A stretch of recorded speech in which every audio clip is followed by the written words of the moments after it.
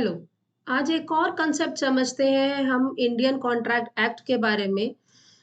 जैसे कि ऑफर हमें पता है कि भी वो एक इंग्लिश टर्म है, वहीं पे प्रपोजल जो है वो एक इंडियन टर्म है, जो कि 2A में डिफाइन किया गया है। जब आप किसी को प्रपोज करते हैं और आप दूसरे वाले से या तो उसका एक्सेप्टेंस चाह रहे हैं या उसका ना करने का विलिंगनेस अगर वो शो करता है, तो वो आपकी तरफ से ऑफर है। अब यहाँ पे जब हम ऑफर की बात करते हैं तो सीधी सी बात है, वो ऑफर कम्युनिकेट भी होना चाहिए। आपको हम एक एग्जांपल से देते हैं, जैसे कि मान लीजिए अगर मैं पार्टीशन चाहती हूँ, तो पार्टीशन अगर मैं चाहती हूँ तो उसको मुझे कम्युनिकेट करना पड़ेगा, यानी कि दूसरे बंदे की नॉलेज में मुझे वो चीज डालना होगा कि मुझे ये चीज चाहिए। अगर वो मैंने कम्युनिकेट नहीं किया तो it won't constitute under a valid communication और ये ऑफर भी नहीं होगा। कॉन्ट्रैक्ट सेंस में क्या है, ऑफर जो है वो कम्युनिकेट होना चाहिए और उस बंदे तक वो कम्युनिकेशन पहुंचना चाहिए जो उसका रिजल्टेंट हो, यानी कि जिससे आप वो काम चाहते हैं उस बंदे से। अब सीधी सी बात है, अगर आप कम्युनिकेशन की बात करते हैं तो वो दो तरीके कम्युनिकेशन हमारा कॉन्ट्रैक्ट एक्ट कवर करता है। Either it should be in an express form or it should be in an implied form. Express तो क्लियर है, जैसे मैं कह रही हूं this is express form, whatever it is expressed that is your express form. दूसरा, अगर मैं बात करूं इम्प्लाइड की, तो इम्प्लाइड का मतलब होता है जो आपका एक्सप्रेस नहीं है, ईदरवाइज वो आता है। जैसे कि एग्जांपल ले लेते हैं, आपने बस में बोर्ड किया, आपने रेलवे को बोर्ड किया। अब ये अपने आप में ही क्लियर है कि जब आप अगर बोर्ड कर रहे हैं तो उसके जो भी फेयर्स हैं वो आपको देना होगा, दैट इज योर इम्प्लाइड। अब इसका मतलब ये नहीं कि आपने कहा अच्छा बस से बैठ के जाना, ट्रेन से बैठ के जाना ये चार्जेबल है, ये तो मुझे पता ही नहीं था।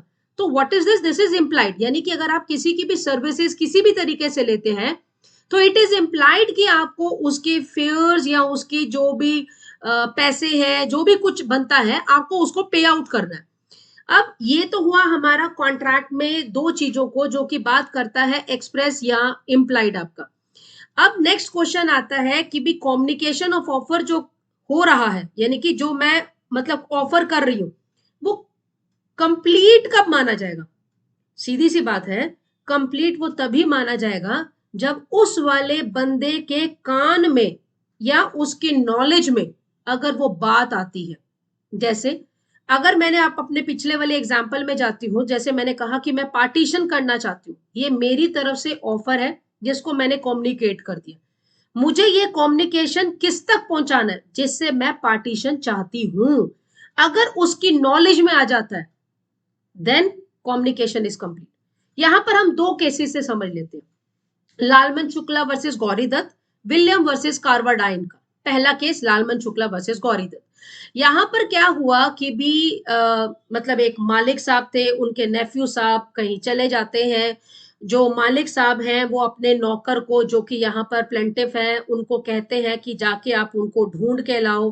वो साहब जो सर्वेंट साहब हैं वो बेचारे ढूंढने के लिए चले जाते हैं।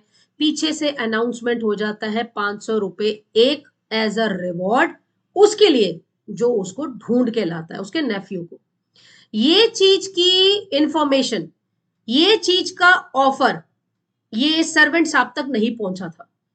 बिना किसी इंटीमेशन के सर्वेंट साहब उसके नेफ्यू को ढूंढ के ले आते। अब उनको पता चलता है कि भी रिवॉर्ड अनाउंस हुआ है।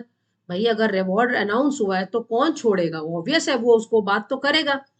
यहाँ पर उसने अपने मालिक से कहा कि सर आपने ऐसे ऐसे रिवॉर्ड अनाउंस किया है, देखो मैं आपके नेफ्यू को ढूंढ के ले आया हूँ, तो अब आप मुझे जो 500 रुपए आपने 501 रुपए का जो आपने अवार्ड अनाउंस किया तो आप उसको मुझे दे दो, मैं उसका हकदार बनता हूँ। अगर किसी को ना देना हो तो सीधा केस जो है वो मना ही हो जाता है। उन्होंने मना कर दिया, वो बेचारे 3-4 बार बोलते रहे, सीधे हाथ से उंगली नहीं, घी नहीं निकला। बंदे ने क्या किया, सर्वेंट साहब कोर्ट पहुंच गए। कोर्ट जाने के बाद सारा जब ये डिटेल केस का खुला तो कोर्ट ने भी कहा कि ये जो कम्युनिकेशन किया गया था ये आपके एब्सेंस में था। अगर आपकी प्रेजेंस में होता और इसको सुनने के बाद अगर आप उसको ढूंढने के लिए जाते तो आपका 500 रुपए एक का सगन बनता है, लेकिन यहां पर इसका विपरीत है। तो सॉरी प्लेंटिफ, आपको हम यहाँ पे कुछ नहीं दिला सकते। तो यहां पर क्या निकला कि ऑफर कम्युनिकेट कब होगा, ऑफर कंप्लीट कब होगा? जब उस बंदे की नॉलेज में वो चीज आ जाए जो उस पे एक्ट करने जा रहा है। वहीं पे दूसरा केस आया, विलियम वर्सेस कार्वडाइन का। यहां पर क्या हुआ, एक मर्डरर साहब थे, वो भागे हुए थे और पुलिस वालों ने अनाउंसमेंट किया कि जो भी इस साहब को ढूंढ के लाते हैं, एक्यूज पर्सन को। अब आपको ये लग रहा होगा कि मैं हर किसी को साहब से एड्रेस करती हूँ। बिल्कुल, क्योंकि चाहे वो एक्यूज ही क्यों ना हो, चाहे वो मर्डरर ही क्यों ना हो, रिस्पेक्ट तो वो भी कहीं ना कहीं होल्ड कर ही जाता है, क्योंकि प्रिजनर का एज अ फंडामेंटल राइट भी है, जो कॉन्स्टिट्यूशन में कई केसेस इनके ऊपर बने हुए हैं। तो उस टॉपिक को हम लोग यहाँ पे डिस्कस नहीं करते हैं। यहाँ पर अब आता है कि एक्यूज साहब को पकड़ने के लिए निकल जाता है कि भी जो भी ढूंढेगा उसको हम ऐसे ऐसे रिवॉर्ड देंगे। ये जो लेडी थी, उनको पता था कि भी जो एक्यूज है वो कहाँ छुपे बैठे हैं, और अनाउंसमेंट हुआ हुआ था कि जो ढूंढ के बताएगा या जिसको भी इंफॉर्मेशन है, जो भी उस इंफॉर्मेशन को देगा, हम उनको रिवॉर्ड देंगे। ये जानते हुए भी उस लेडी ने इंफॉर्मेशन उस आदमी का शेयर कर दिया, पर ये कहा मैं अपनी अंतरात्मा को शांत करने के लिए, मतलब टू ईज माई कंसाइंस, मैं आपको ये इंफॉर्मेशन इसीलिए दे रही हूं, लेकिन मुझे रिवॉर्ड नहीं चाहिए। चलो, एक्यूज साहब पकड़े गए।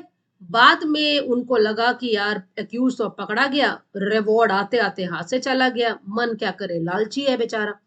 उन्होंने क्या किया, फिर क्लेम कर दिया पुलिस वालों से। पुलिस वालों ने कहा कि भैया आपने तो पहले मना कर दिया था, अब हम आपको रिवॉर्ड क्यों दें?